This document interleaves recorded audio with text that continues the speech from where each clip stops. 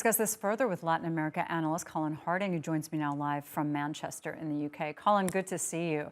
I just want to hear, what do you make of this? Because clearly these methods are getting people off the streets, but are they addressing the root causes of the violence? Well, I think the short answer to that is no. I mean, it was thought when Bukele was elected 3 years ago that he would do things differently. After all, he's got this sort of hipster image, with the hairstyle, the beard, the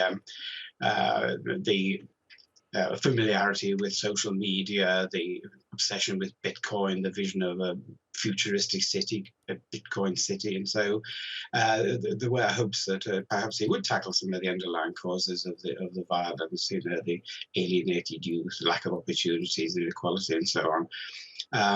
But in fact, the policies he's implemented have been the familiar crackdown, the mano dura, the hard hand, which has been pursued by successive Salvadorian governments since early in this century.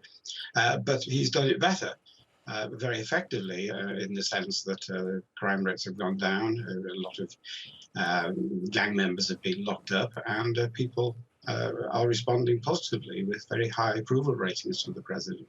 Yeah, it kind of reminds me of the very popular Duterte war on drugs in the Philippines, where clearly there were problems, but the war on drugs brought its own problems, allegations of extrajudicial killings by the thousands. I mean, have there been similar allegations in El Salvador? Has there been sort of a backlash to what's often called a crackdown?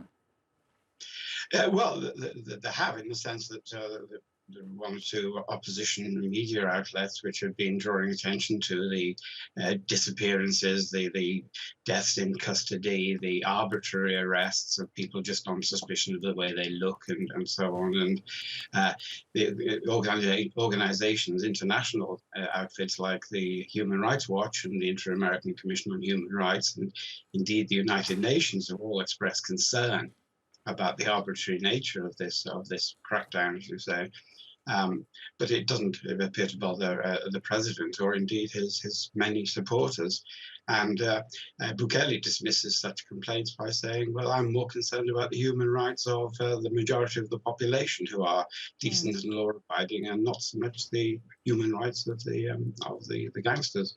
All right, Colin, thanks. It's good to get your views on this. Appreciate it.